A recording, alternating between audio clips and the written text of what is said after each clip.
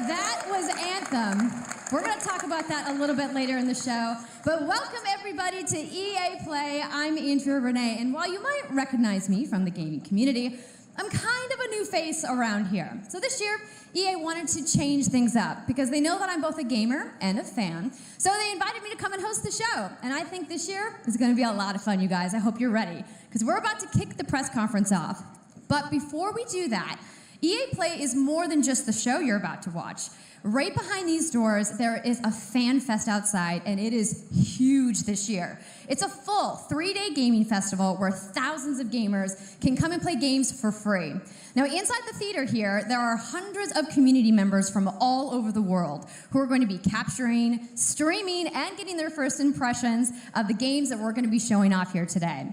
But before we can get to that, we've got some reveals, of course. We're going to kick things off with a look at Battlefield 5 multiplayer. Now, I know Trevor Noah gave you the first look. Yeah, we can clap it up. Last month, but we've got some new stuff to show you today. Then we're going to move on to FIFA 19, and boy, do they have some big news, you guys. Any World Cup fans? You guys excited? Yeah, it's going to be awesome. Then we've got 2 new indie games to share, and then I'm going to come back towards the end of the show with some of my favorite developers to give you guys a nice, meaty look at Anthem. And of course, yeah, we got the woos for Anthem. I'm into it. You want to do this with me?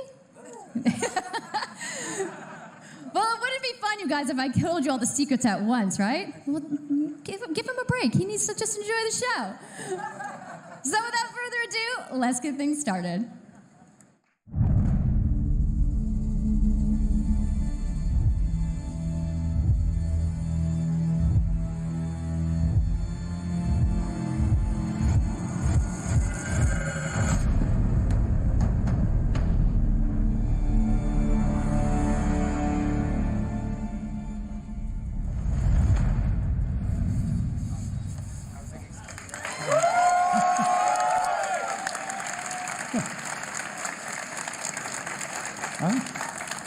Right, it's time to kick this thing off. It's been 2 weeks since the reveal of Battlefield 5. And you know what?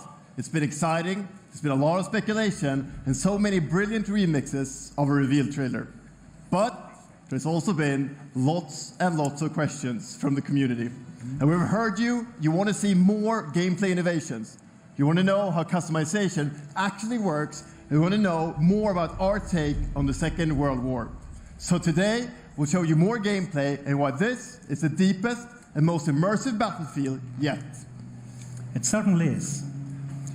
You will be able to dive and smash through windows to surprise your enemies.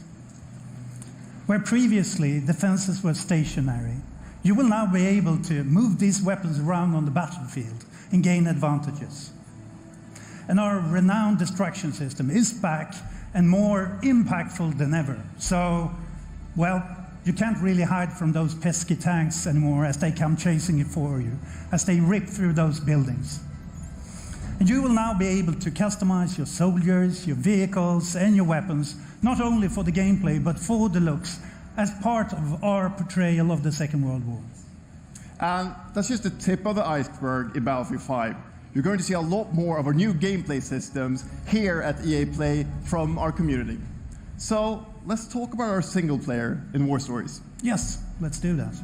So we want to tell you about those untold stories that got us excited to start with on this game. It's about what you will see is really those moments of human heroism. It is about witnessing the war through the eyes of the men and the women who shaped the world forever. Real and relatable people facing the brutality of war. We started off by an exclusive look at the Nordlys war story over at the Xbox briefing tomorrow. Thanks, Lasse. Something not to miss tomorrow. So, our launch in October is just the beginning. You will all go on an expanding journey through the Second World War. No loot boxes, no premium pass. Every day will bring something new. And as part of that journey, after launch, you'll get something I know a lot of you have been asking for. It's Royale.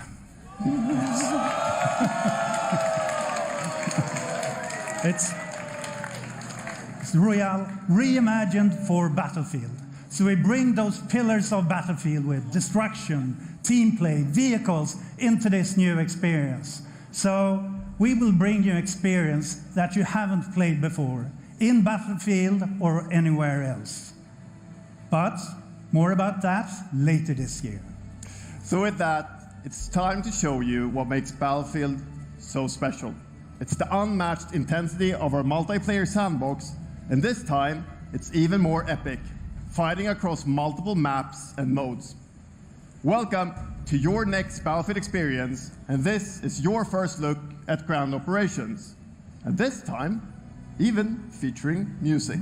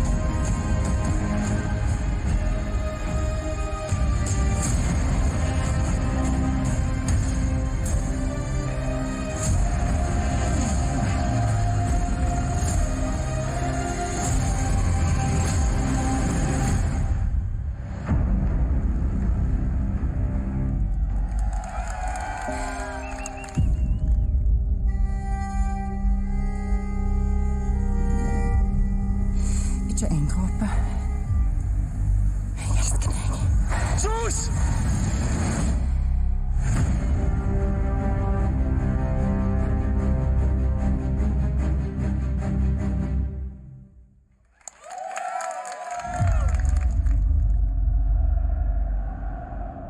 Quando eu era criança, sempre sonhei em tornar-me um campeão. É preciso determinação e vontade de vencer. Até mesmo nos momentos mais difíceis, tu tens de continuar a acreditar. Esta é a tua oportunidade de te mostrares ao mundo. Tu és um campeão.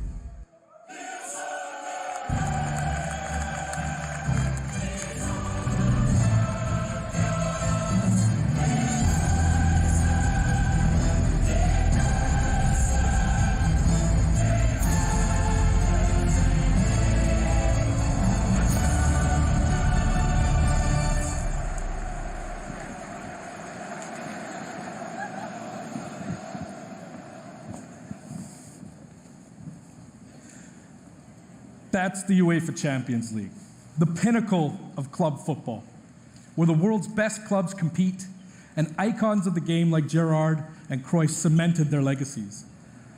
The world's biggest league joins the world's game. And a special thanks to the legendary Hans Zimmer and LA's own Vince Staples for collaborating with us on the trailer. And I really love the trailer because it captures our epic vision for how the Champions League comes to life in FIFA 19. And Lena's going to tell you a little bit more about that. As Aaron said, the UEFA Champions League is an amazing addition for the game. It's where football's biggest heroes like Ronaldo and Neymar clash every year. and it's the place where champions rise. And you've been asking for this for a long time, and we are thrilled that it's here. And that's why we're bringing the Champions League across the game. There'll be an authentic Champions League tournament mode. Your club will chase this trophy in career mode. Alex Hunter will pursue Champions League glory in your story mode, The Journey, and in FIFA Ultimate Team, there'll be live and authentic Champions League content. And we'll share more details on that, along with all our other Ultimate Team features later this summer. And all that's just the beginning. As you know, the heart and soul of FIFA is gameplay. And this year, we're giving you the tools to control the pitch in every moment, from your tactical approach to the match to each technical touch. And we know how passionate you are about gameplay, so we've worked hard to shape and refine our vision for FIFA 19 with input from our community. From hands-on tests with beginners to detailed feedback sessions with FIFA pros. And we're going to be sharing a lot more about gameplay throughout the summer, but what I can tell you right now is that the quality bar in gameplay was raised yet again this year. So we look forward to everybody experiencing the game on the hands-on sessions this week. And also, of course, we're extremely excited for everybody to play it when we launch on September 28th. And that's our FIFA 19 news, headlined by the UEFA Champions League. But I just wanted to take a minute to pause and reflect. Standing next to this trophy is a little bit surreal. You know, growing up, there's two iconic trophies that every young player dreams of winning. And for your club, it's this one, the pursuit of Champions League glory. But for your country, it's this trophy, the World Cup. And with the tournament starting in just 5 days, we're excited for the world to compete for it in FIFA 18. As you can imagine, all of us on the FIFA team can't wait for the start of the World Cup. And we want to celebrate with FIFA 18 players, which is why we've just updated the game with a free World Cup experience on PlayStation 4, Xbox One, PS, PC, and Nintendo Switch. But you can take Ronaldo and Portugal to their first World Cup victory. Or you can write your own story with some great nations who didn't qualify this year. Or you can make a crazy dream a reality for your home country, like mine, Iceland. Who would have thought that a nation of only 350,000 people would ever qualify? And you can feel their excitement.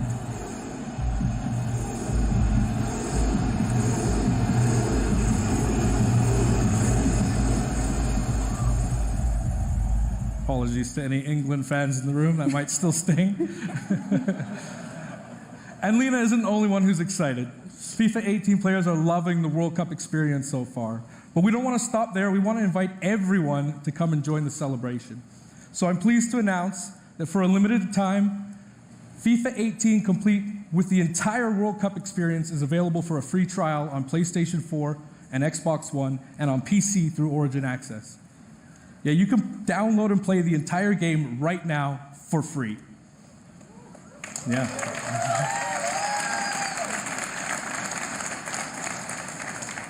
So to kick off the trial, we've got some of the world's biggest creators who are going to be playing live at the end of the show, representing their nations in a little mini World Cup tournament.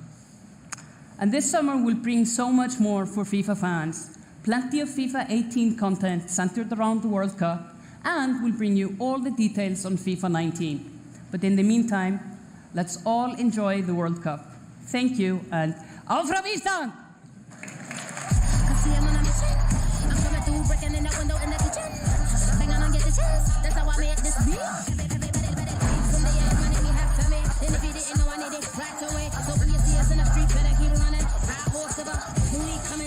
It is a big day on the biggest stage at the World Cup.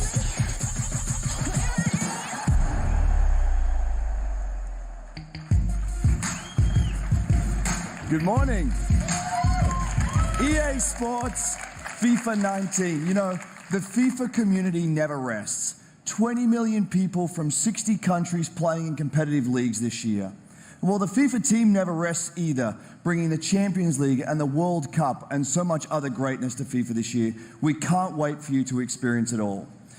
We've got so much to do here today, but I want to welcome you to EA Play. It's our third EA Play and our second one in Hollywood, and we couldn't be more excited to have you with us to share all the games that we have to show you. We've got lots to do, but before we move on, I'd like to share just a couple of things. The greatest disruption to the consumption of entertainment media in the last 5 years is the combination of streaming plus subscription.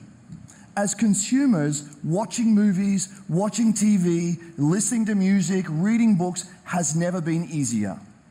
And we believe that disruption is going to have a profound impact on our industry in the next few years. And so over the last couple of weeks, you will have seen that we announced a new team from Israel has joined Electronic Arts to help our investment to extend our thinking and extend our pioneering into this cloud gaming world. For many people, that's going to mean extending the experiences they already play on our partner platforms. For others, it's going to mean new games and new modalities of play across a whole variety of platforms. But for everyone, it's going to mean playing games anywhere, anytime. So this week, we've got a tech demo running. All of our games streaming in HD from the cloud to multiple devices that you'll be able to try out for yourselves. Now, it's not quite ready for full market prime time yet, but it is a promise of what we hope to bring you in the future. The second part of that, of course, is subscription. And we started subscription a number of years ago, and many millions of you have signed up and experienced the joy of being able to have full access to a great catalog of games. Today, we're announcing Origin Access Premier.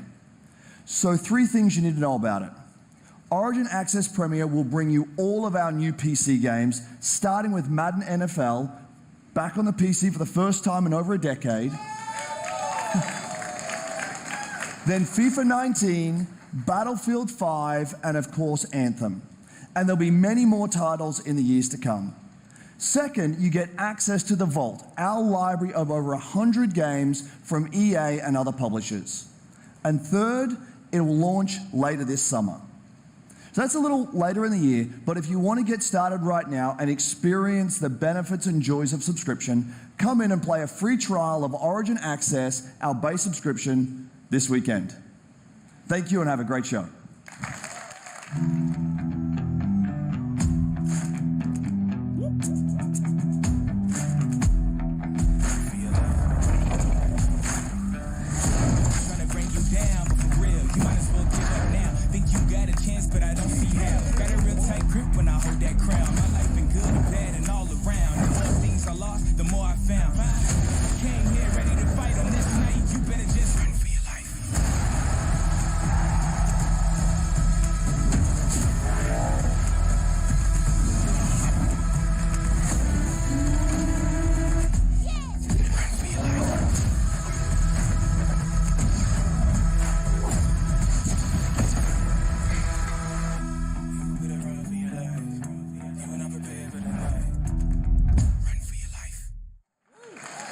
Everybody, what's up? So I'm here sitting inside the crowd at EA Play, and I just happened to find Mr. Vince Zampella here in the audience from Respawn.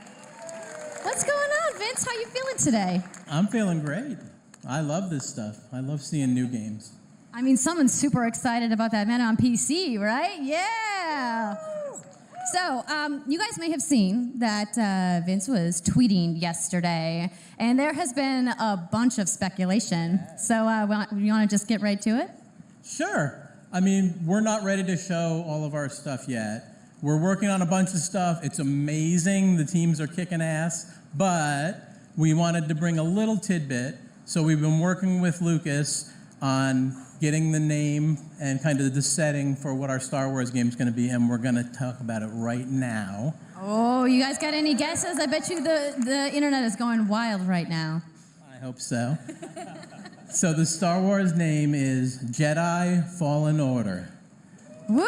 So Star Wars Jedi Fallen Order. Yeah, so it kind of gives you some idea that you'll be playing a Jedi. So does that mean I get to like hold a lightsaber? Yes. So Vince, you got anything else? Well, it takes place during the dark times. Trying to be a little vague here, but when the Jedis are being hunted. So it's going to be spectacular. So for all the hardcore nerds out there who want to know like where in the timeline, like between which episodes is it? Between 3 and 4. Okay, all right, between 3 and 4. That sounds like a nice time. You got any other tidbits? No? It's not a nice. It's a dark time. It's a dark time. Bad time. Does that mean it's going to just be all dark and serious? It's amazing. All right, so I think people are now anxiously want to know, like, when can we play the game? It will be holiday of next year, 2019, not this year. Sorry to dash any hopes. No. But now that we know, we can set expectations. We're all going to be amped up, and hopefully we'll hear more from you maybe next year. Oh, yeah. Well, Vince, it was great to see you. Thanks for stopping by the show today. We do have a little bit more news on Star Wars, so I'm going to toss it over to Dennis.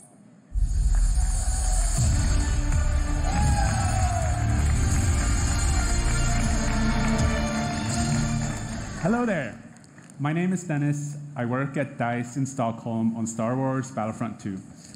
I'm really happy and excited to be here today, so thank you so much for hanging out with me for a little bit.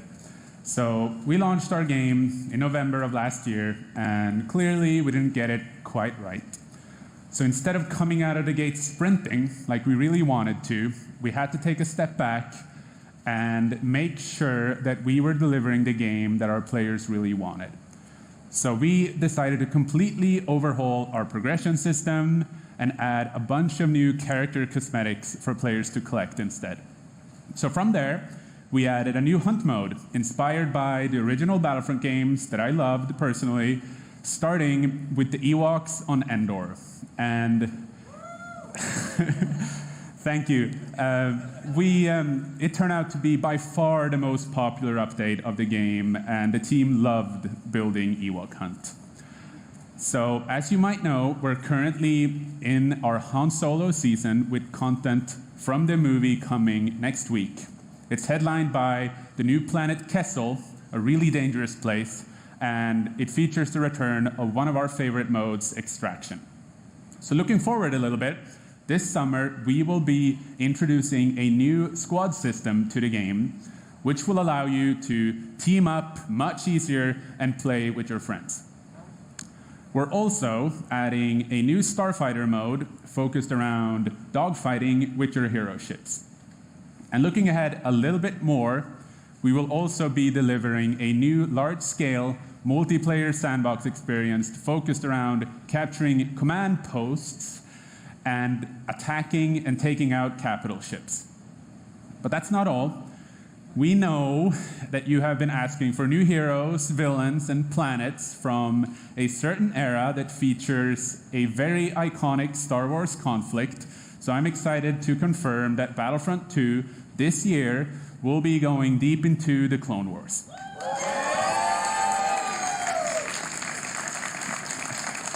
It's only fitting that we begin on the planet Geonosis, featuring multiple levels, including the largest level we have ever built for Battlefront.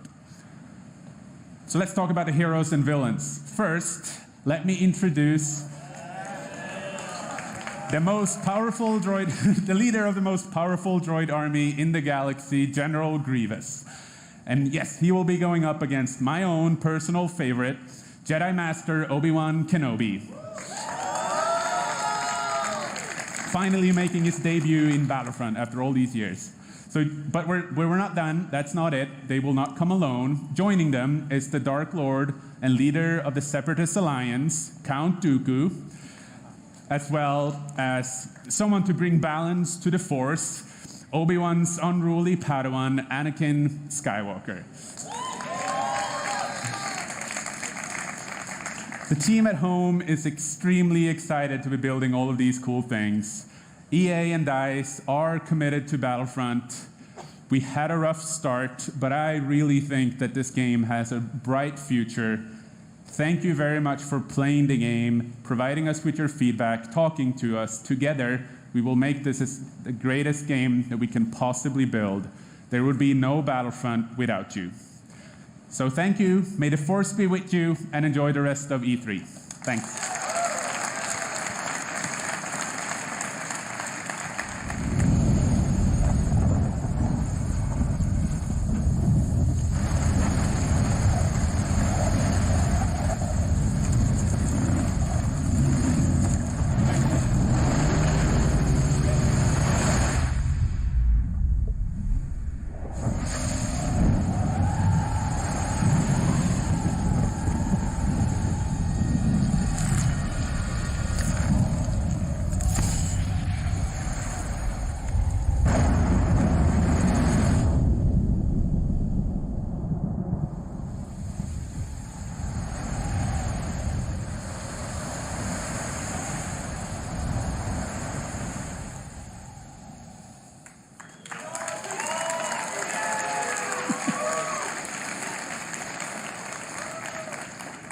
Hi, it's really good to see you.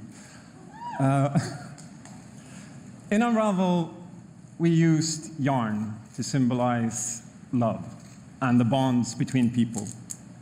In our new game, we tear that bond up right at the start. You lose everything, including your spark. But when things are at their darkest, you find hope.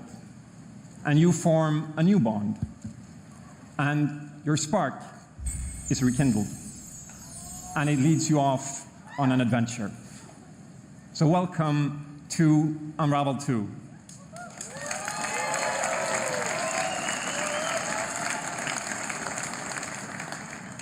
It's a game about fresh starts and second chances. These two little souls who refuse to give up and who build something new and beautiful together. And the whole game is inspired by that spirit of optimism and togetherness. You see, it's all made to be played with two characters. You can play it alone, or you can play it in co-op with a friend, but there's always two characters there, sharing one yarn and working together to get through this adventure. This game, it's quite different from the first. It's both friendlier and more challenging, but above all, it's a lot more playful. And we think it's a worthy successor. And I want to show it to you now, so I brought some help. So please welcome Michael to the stage. He's a producer at Coldwood. And we're going to try to show you a little bit of what I'm talking about how you can play the game in co-op with yourself, essentially.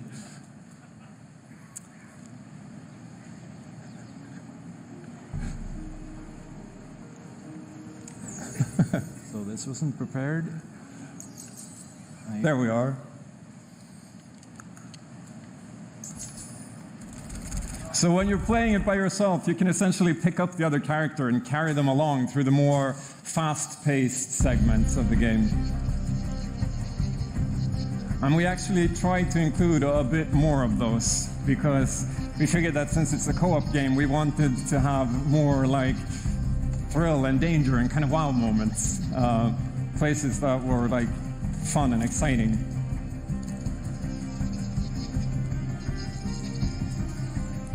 And then when you get to the more puzzly areas like this, when you're problem solving, you can split apart into two and switch back and forth between the two characters, because that's how we've essentially designed all the problems and puzzles of the game, that you're always working together and helping each other out and utilizing this bond between you to overcome any obstacle that you come across.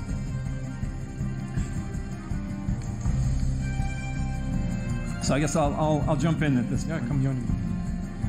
So I'm going to be the red one. Okay. You'll be the blue one. I'll be blue. A little celebratory flip there.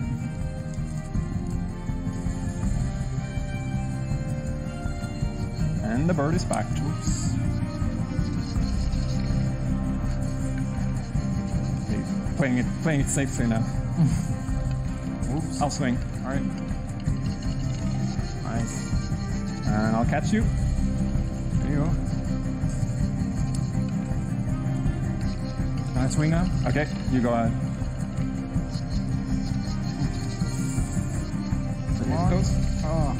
Okay, this is the scary part. Let's see if we can. Got it? Oh, very nice. Faster. Oh, sweet. Well done. Okay, I'll go up and distract the grouse. I'll sneak up here.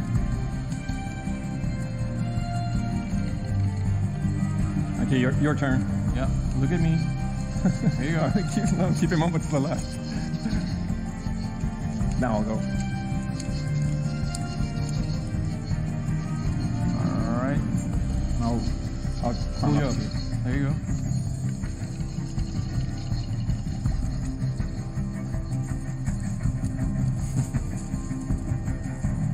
Now we can breathe again. Yeah, finally. Or can we?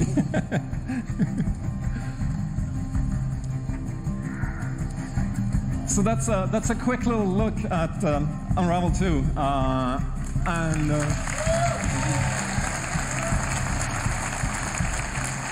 Yeah, I really hope you like it. And before I go, I just want to send some love to the team back home, because working on this game has been a completely amazing team effort on so many levels, and everybody has worked so hard. So there's a bunch of us from Coldwood here, and thank you to those, and thank you to everybody back home, and thank you. Love you.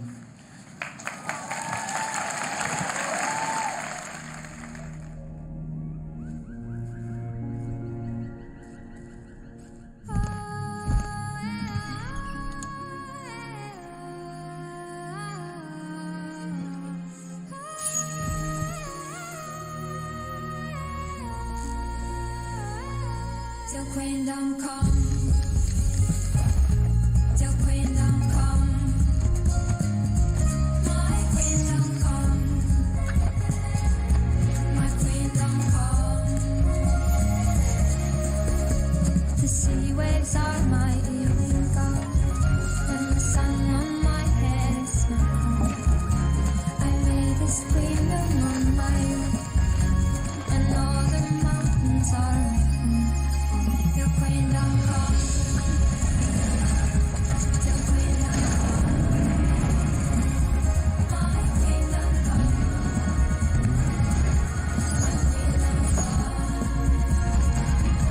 My Queendom come. My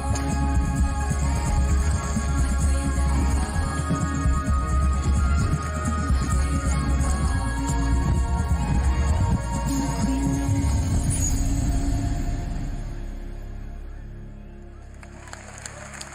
Thank you, Martin, and the brilliant team at Coldwood. The game is really strong. These guys have done an amazing job, and it's clear that they have a lot of passion, and I can't personally wait to play Unravel 2 with my kids. But what's even more amazing is that we will make Unravel 2 available to everyone today. Yep, you heard that right. You'll be able to take these two Yarnies on their next big adventure starting today. The game is finished, it's out. So thank you, Martin, and thank you to the team at Coldwood. Back in 2015, we started on this journey with the original Unravel to seek out the most creative, independent developers and bring them into our EA Originals program.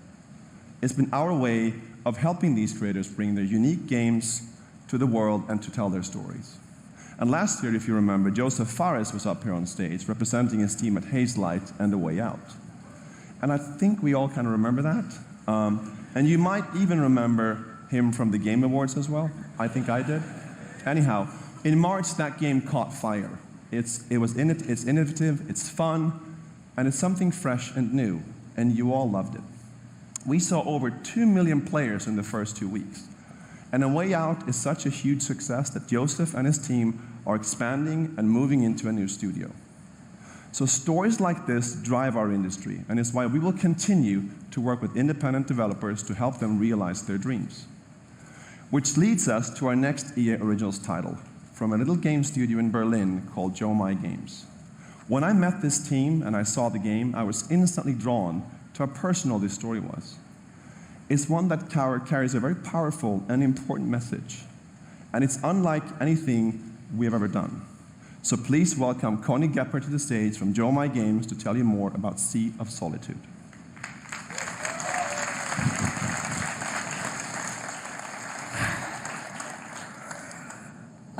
Thank you, Patrick.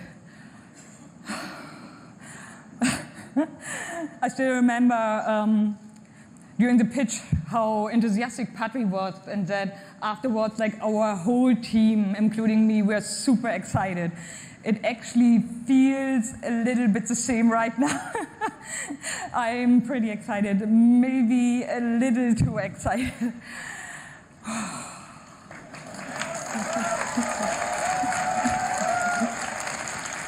Thank you.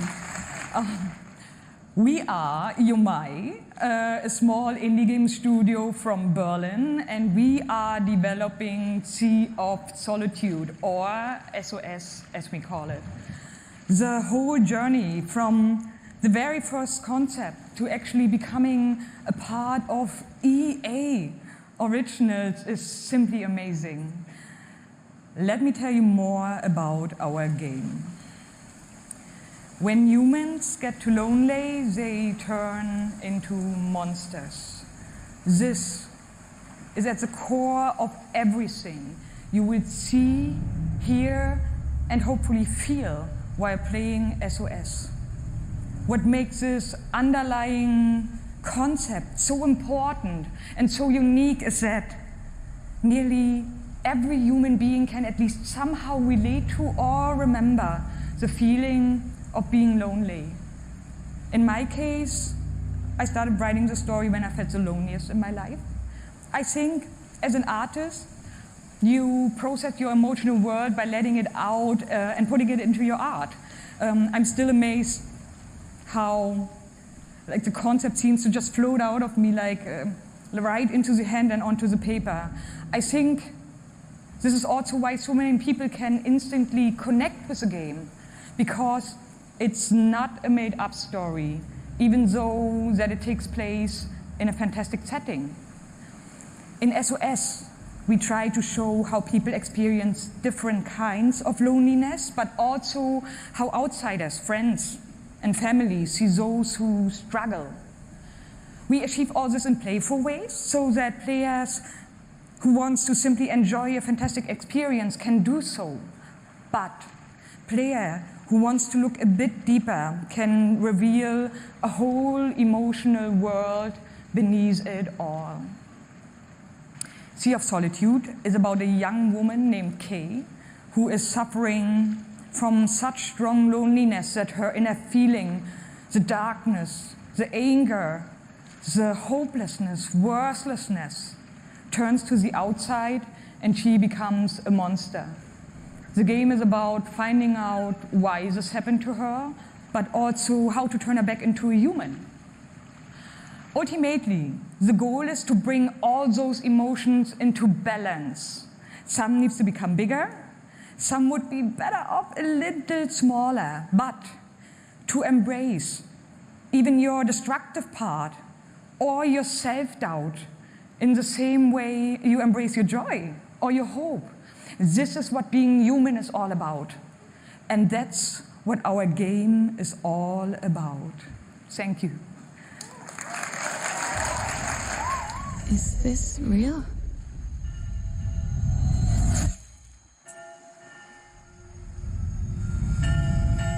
This world that I live in is empty and cold. The loneliness cuts me and tortures my soul. I'm no child of destiny and no fortune's son. I've just chased you so long now, I'm too weak to run. A new day is here, but nothing is new. Alone in my room, I tremble for you.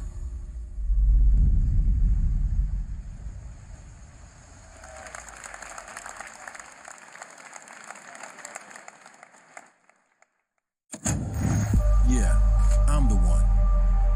but I'm not the only one. We are the one. We can shut you down, and we can put you on an island. Crossover, gather, gang. And we're balling. Be ready, because we're coming at you with the squad. Say it how you want. Trust the process. Run as one. Call next. Or be the answer. As long as you hold your course.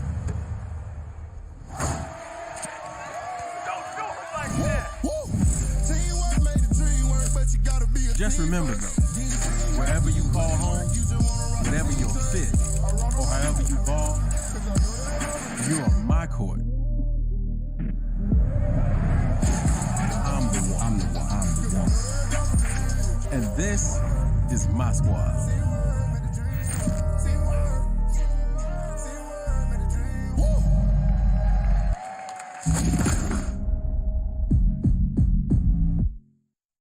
My name's Shea Kivlin, aka Young Kiv. I'm from Seattle, Washington. The only goal of mine is really to win the Madden belt.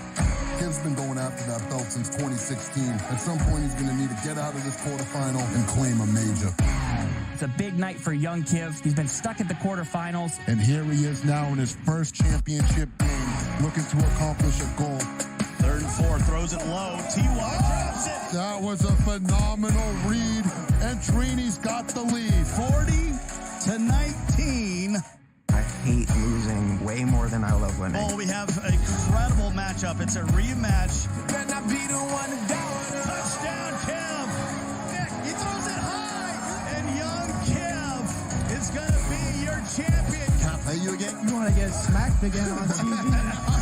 Everything's no. Madden 18 champion. He's finally done it.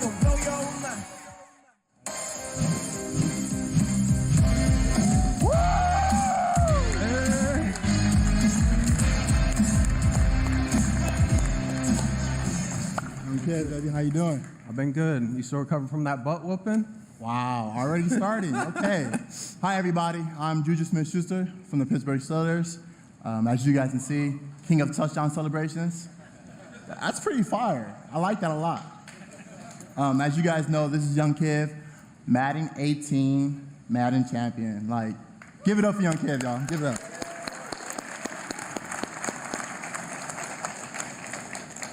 Young Kiv, how has it been, your success and your path, to where you're at today? It's, I've always been a competitor. When I was in high school, I was playing baseball, I hurt my arm.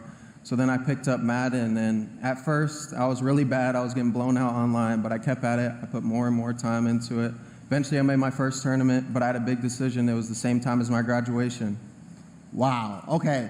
So the key to be the #1 player in Madden is to hurt your arm in baseball. That's number one. Number two, you said you had the decision to go to your graduation or go to the tournament. So, what did you do? I chased that money. I still got my diploma, but I chased that money. There you go. We're out here chasing money. That's awesome. Okay, now the past few years, how has it been for you? I know you had some ups and downs. It's been tough. I've had a lot of devastating losses. I've been so close so many times. I made the final on TV and got blown out by all those losses. It made me gain a lot of mental toughness, and that's how I got this belt. That's awesome. That belt is so amazing. There's a lot of, bling on that belt for you. Well, today, EA Play, first look at the Madden 19 trailer. Super excited. It's going to be so fun. It's lit. I honestly wish I can stay right here and talk to you guys forever, but I'm not going to board you guys. We're going to go out. I'm going to try to take this belt, round 2. So we're out. Have a good day.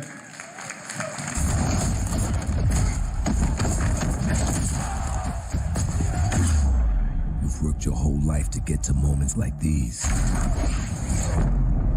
To the very top of the mountain. You battled through the pain and failure.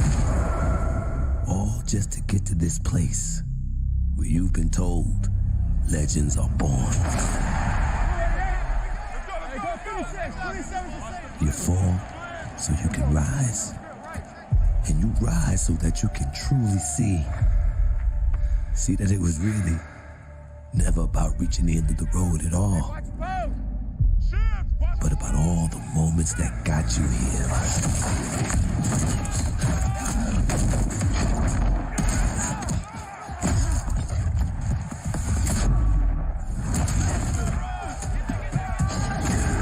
So, you were in their position. Would you let the moment define you? Or will you define the moment?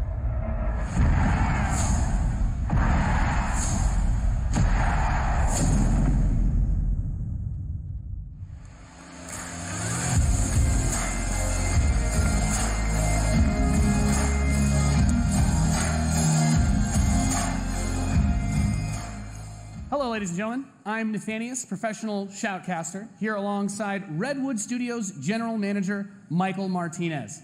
How you doing today? I'm super excited to be here. Yeah, we're going to do this presentation a little bit differently and give you your first look at a brand new mobile game in a live, winner-take-all, head-to-head match. Michael, why don't you tell us the rules? Sure thing. The objective is straightforward. Destroy the opponent's base to win. Unit control, super simple. Just tap the destination, unit automatically moves there. The most efficient way to destroy the opponent's base is with this giant nuclear missile in the center of the map. Control the missile by standing on a majority of the control points. A bar fills up while the missile is possessed. Whoever controls the missile when the bar fills up will fire the missile. It takes 2 missiles to destroy the enemy's base and win. That's it. Sounds great, Michael. Well, enough talking about it. Let's get to this match. Absolutely.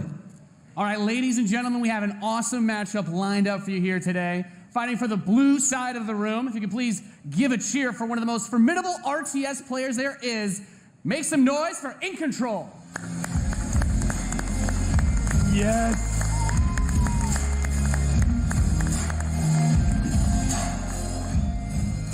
His opponent, fighting for the red side of the room, a competitive mobile gaming phenomenon. Please join me in welcoming to the stage Nick at Night.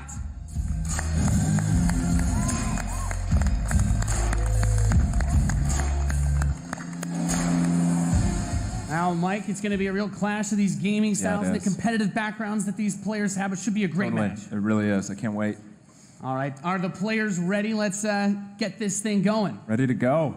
I'm ready to go. Let's do it. All right. Let's kick this off. Nice little strategy game for those of you out there. It's a good genre. I'm very excited for this. The players are loading in, and we are ready to the match. Here we go. This off as the players' bases have been deployed and the action begins like any strategy game. Economy will be the focus. We have a harvester to start things off. Nothing too crazy yet. Nothing too crazy. Now the infantry is going to come out to hold that top point. Both players, of course, trying to take that position. Nick at Night being able to reach it a little bit first. In a strategy game, that flank position that In Control is going for on the top side, also very important as Nick at Night's forces have to circle around the center. Right, let's see if he's able to create a 2-on-1. Is he able to get there? Looks like he's getting there. Here comes GDI with a Rhino. It's going to rip up those infantry. Yeah, going for the anti-infantry. And like any strategy game, the units that you're going to use when you deploy them will have a huge impact. Your micromanagement of your forces and protecting that economy as well. Yep. Nick at Night with some attack bikes in the top. There he is. And In Control placing the turret on the top right side to help cover that Rhino as attack bikes move towards the northwest position. We can see that the missile is beginning to ready and firing that. That takes out half your base. The most important objective on the map is to hold those control zones. Right, and In Control making a lot of progress to that far right side of the match. Yeah, he's done a great job of holding that down with the turret, and now he's redeploying his vehicles to the south side, bringing out more infantry to deal with the attack bikes. And as that economy ramps up, of course, we're seeing bigger and more powerful units come out. We have there the drill pod coming in the left side to help flank Putting those some flamethrowers. Right, absolutely. Again, those are going to tear through those infantry. Yeah, and In Control brings out his first tank. That's going to be used to try and help push back these smaller forces as he makes his way to the south side. That missile passing halfway now. Both two zones in control of Nick at Night. He will have the missiles. We see it starts to point towards In Control's base. Let's see if In Control can get around to that top corner, able to halt that missile. He does contest the missile, putting it into the yellow position.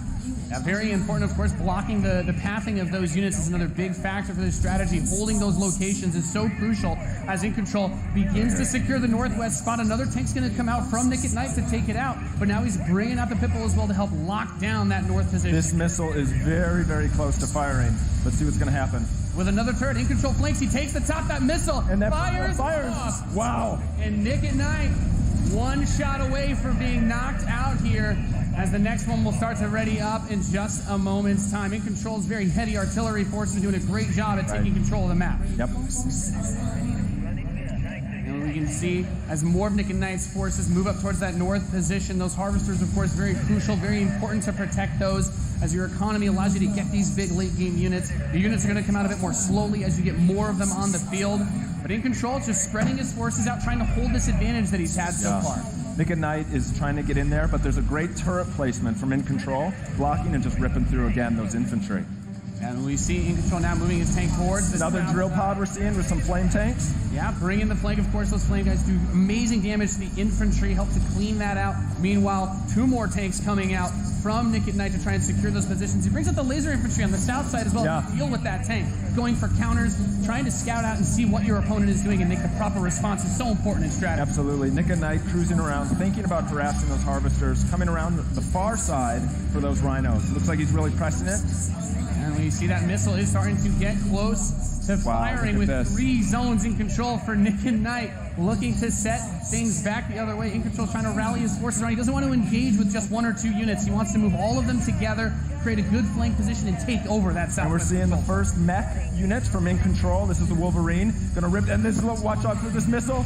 And Nick and Knight's gonna fire that one off and settle for next missile is gonna end it. Next missile wins. Let's see what happens. We'll have control. The Wolverines, as you pointed out, for In Control coming out to try and deal with these forces. But Nick at Night's done a great job of getting map presence and now also harassing the economy of In Control. There he is. Yep. Wow. Okay, we've got our first mammoth tank on the board. If In Control can get this in position, he's going to do some serious damage. That missile just passed halfway ready. He's also bringing out his first air unit to deal with those. A lot going on here. It's got a lot of range, that big boy, and In Control just needs to hold. This missile is nearly going to fire. It could be stolen at any point. Where is it going to go? Is he going to be able to get it off? He's got it, Max. There it is. He's going to take it. Defeating Nick at Night here. Legit. 2-1. Dude, that was epic. Amazing. What a match. Thank you so much. That was awesome. Any thoughts, guys? I just came to make mammoth tanks, so I've done my job. Yeah. Absolutely. That was awesome. We so saw a much. little bit of everything right there. Perfect. Yeah. Let's hear it for Nathanius, Nick at Night, and In Control. Ladies and gentlemen, what you just saw was the worldwide reveal of Command & Conquer Rivals. Rivals reimagines the real-time strategy experience for mobile. We're giving players complete, continuous control of their armies in quick, competitive head-to-head matches that are fueled by skill and strategy. Now, Rivals will be coming to iOS and Android devices, but I'm excited to announce that Android players can play the pre-alpha today. So head to the Google Play Store, search Command & Conquer Rivals. The studio has been having an absolute blast playing this game, and we can't wait for you to play. Please let us know what you think. Thank you.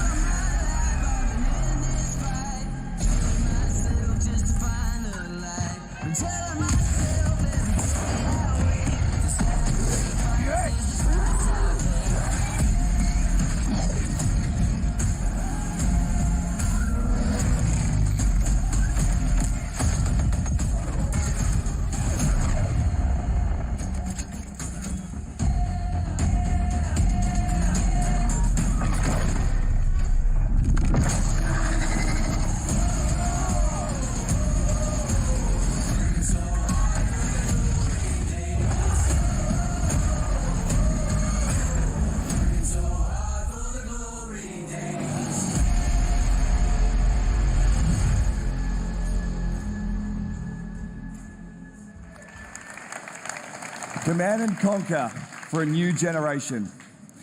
Now, before we close the show with a spectacular epic anthem, I wanted to share a few final things.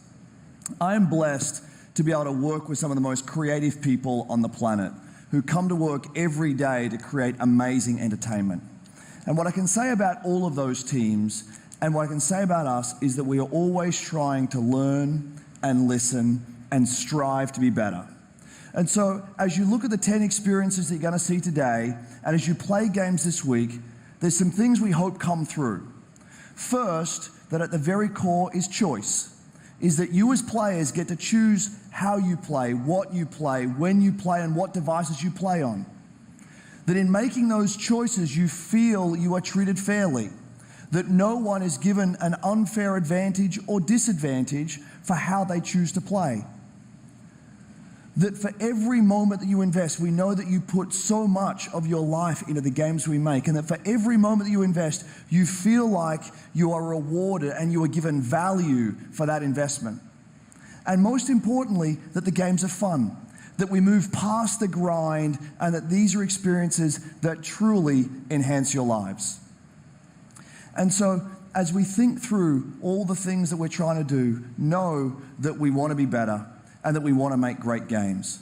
And that as much as we love making games, and as much as you love playing them, there's something that is even greater that we can do together. The power of this community when we come together to do amazing things is profound. Last weekend was the 3rd year of our Play to Give program, where we show the world how the power of play can be a positive force for social impact. Millions of you out there participated in 9 in-game challenges in our games, logging millions of hours in support of Play to Give. And to celebrate that, we contributed a total of $1 million to 3 charities that share our vision for a more inclusive world. A world where representation and equality are not something we strive for, they are the standards. And where bullying and exclusion are not an everyday thread.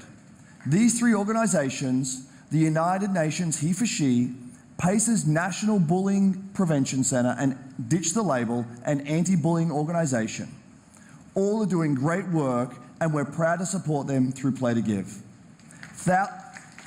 And thank you for your support.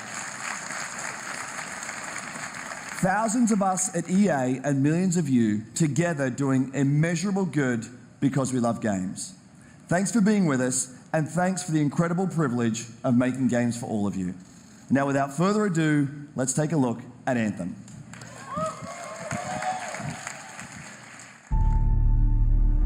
The gods vanished and left our world in chaos, creating, altering, destroying. The anthem is all that remains.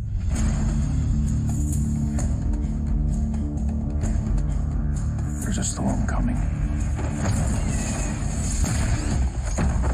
These walls can't protect us forever.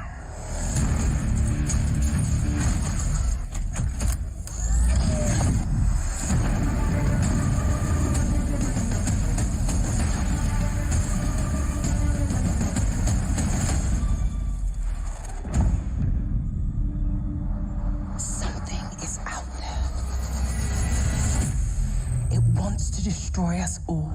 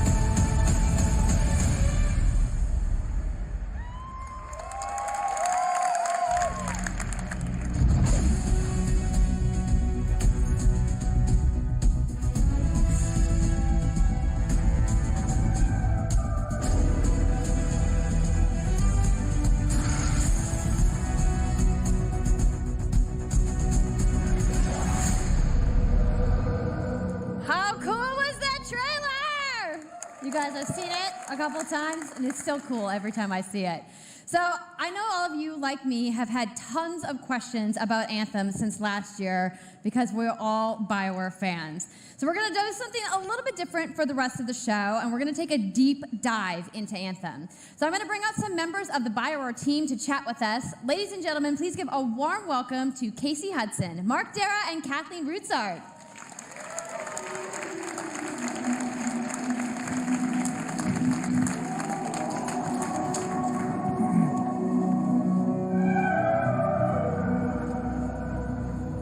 Thanks, guys. Thanks for coming out today. Just got a little game to show, right? Yep. It's going to be very exciting. So, Casey, we're going to go ahead and just jump right in and get started with you. So now, we know that you all started, or Casey, you started your career at BioWare way back in the day, but you took a couple years off. But before you came back, you actually worked on Anthem before you left. Yeah, that's right. So, you know, first of all, it's amazing to be back. It's awesome to be making games for BioWare fans. You know, we have the best fans, so it's been super satisfying to come back to it. And, you know, I just want to be able to continue the legacy of the studio. And that's kind of where it started with Anthem, is just thinking about, you know, what is the evolution of a BioWare game? And we wanted to create a brand new world for people to discover, you know, a whole new world of story and character. But we also wanted to do something that was, you know, more of a dynamic and living world, and a game that would change every time you came back and played it. We also wanted to do something where, you know, if you wanted to invite your friends into it, then you could do that as well. So that was really the initial vision of the game, not an MMO, not a multiplayer game with stories sort of bolted on this side, but something new and different, and I think the team has really captured that vision over the years. Your fans really love the stories from BioWare, but I think we're kind of curious how you're planning to make story work in this shared world. So a great story for BioWare is really about characters that you can have a connection with, choices you get to make, and feeling like the story is about you. In a lot of multiplayer games, those things get diluted because you're mixing multiplayer and storytelling into the same areas.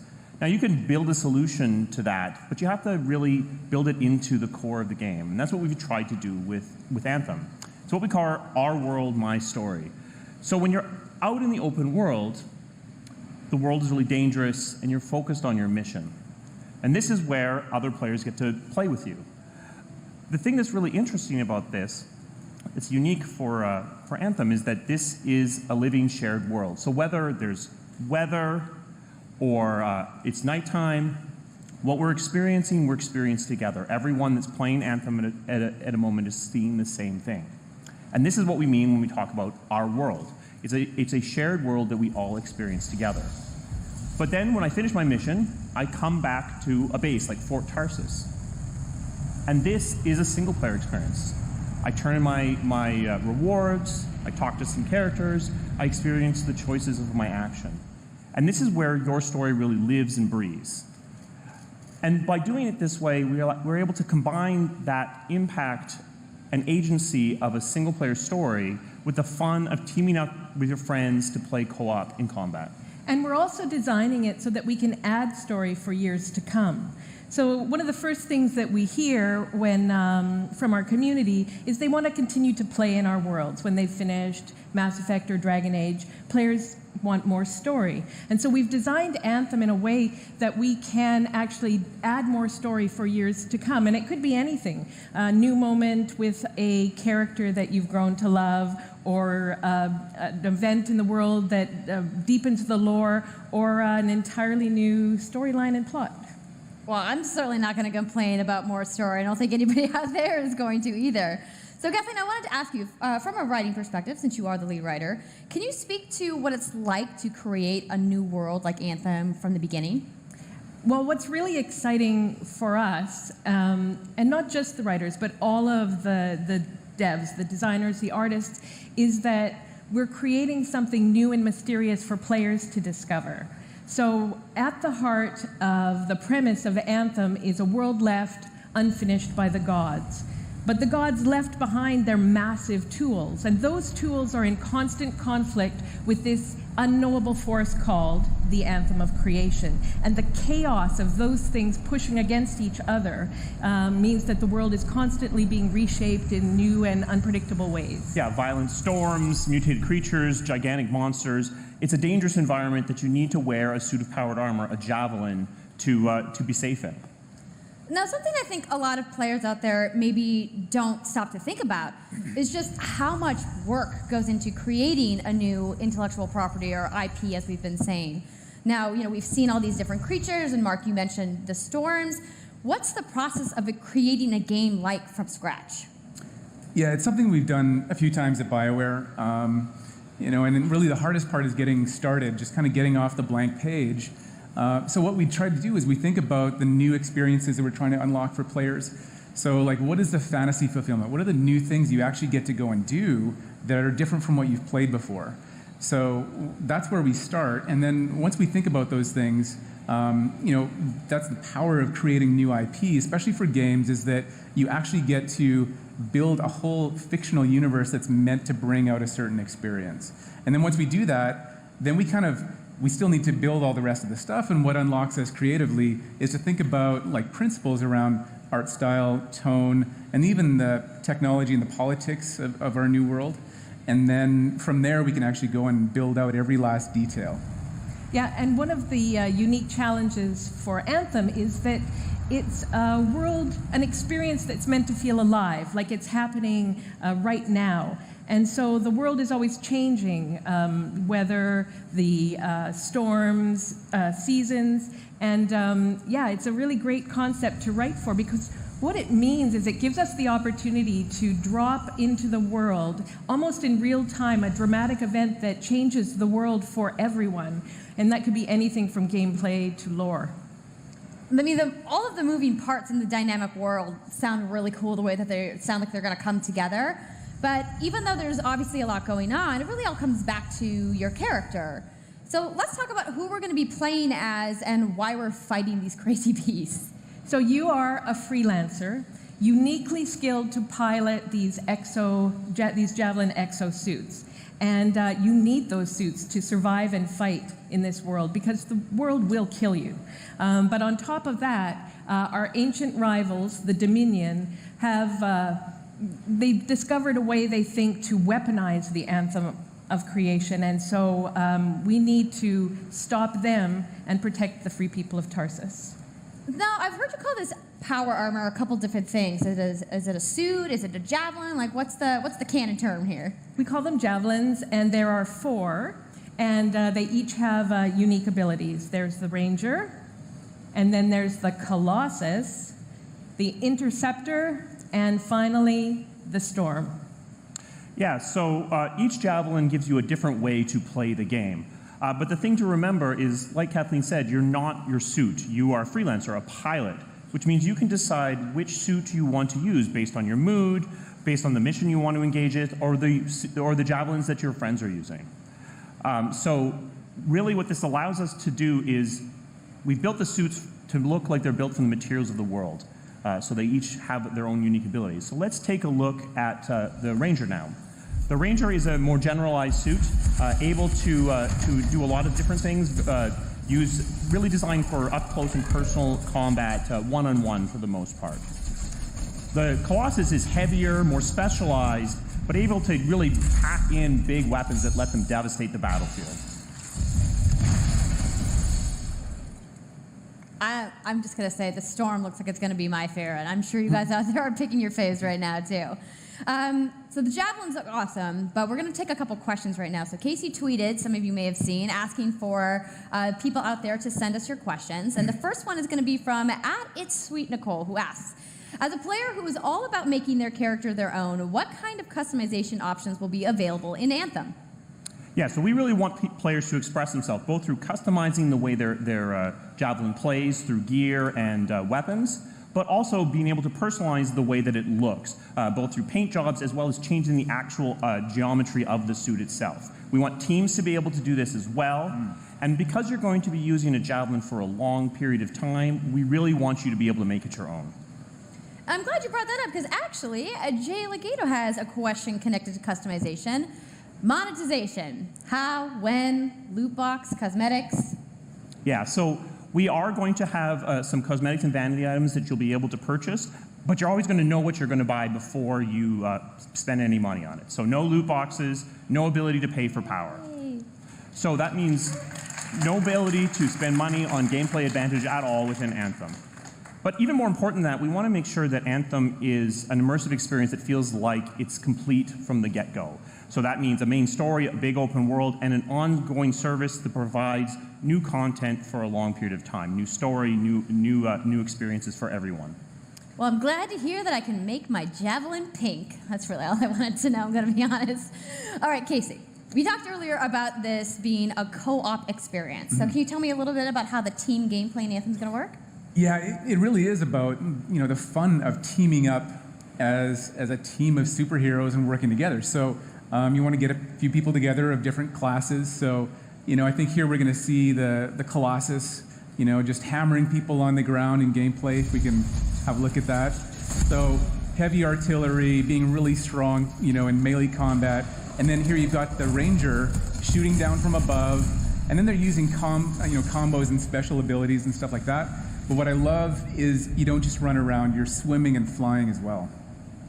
So it's interesting because at the Slate Tones wants to know, how will you balance multiplayer with single-player storytelling? So Anthem's really built around trying to combine the impact of having your own personal story with the fun of playing with other players. But we really want to make sure that that playing with other people feels like a choice. So for people that want to just experience the story, you're going to be able to do that. Now, going out into an open world like this by yourself is going to be a little bit more challenging than if the team of 4 people.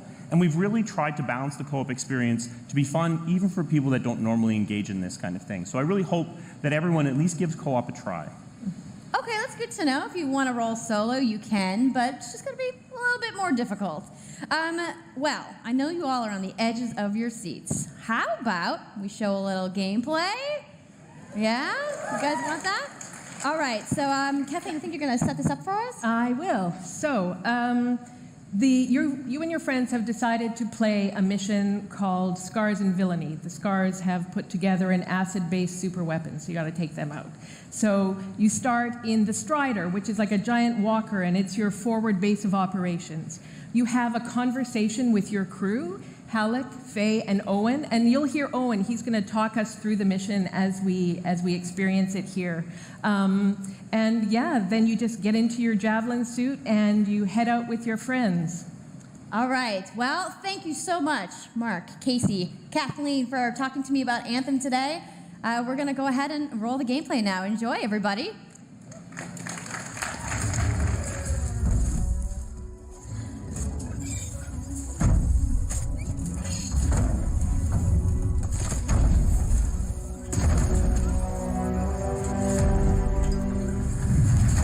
Freelancer, time to get to work. Faye said these bastards made some kind of acid. They're using it as a weapon. So, find where they're making this garbage and shut it all down.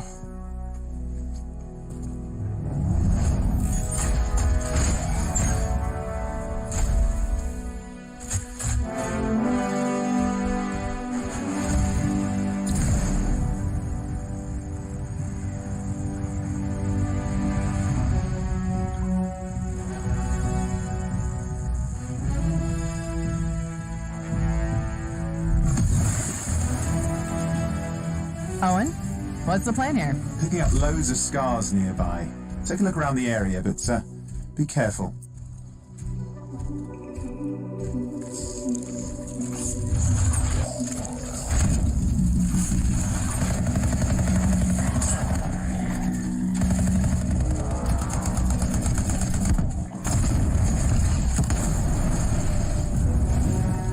Right.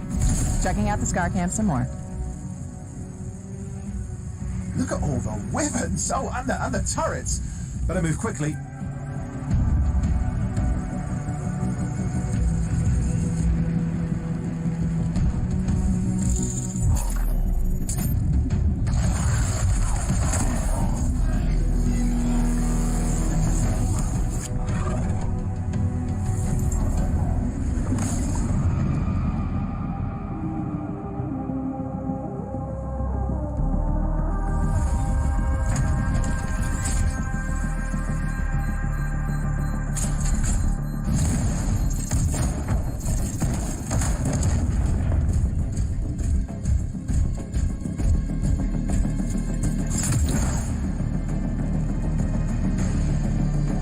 There's a Shaper relic. Wait, something's odd. Get a closer look, would you? See those radiant pieces of energy? They're echoes from the Anthem of Creation. Loads of scars nearby. Be careful.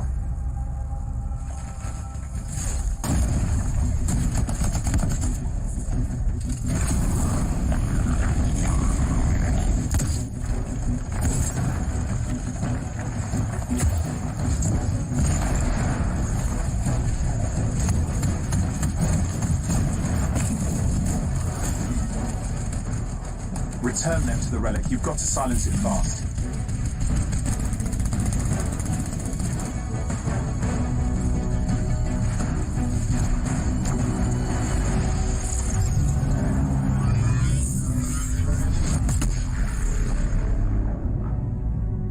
It's gone silent. Disaster averted. Do you think we get a bonus for...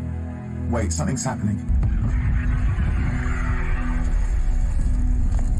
What the hell was that? I think that was whatever laid all the eggs around here. The sound came from below your position. On the plus side, this definitely counts toward hazard pay. There's a trail of this acid gunk leading down. Follow it, and we should find the source.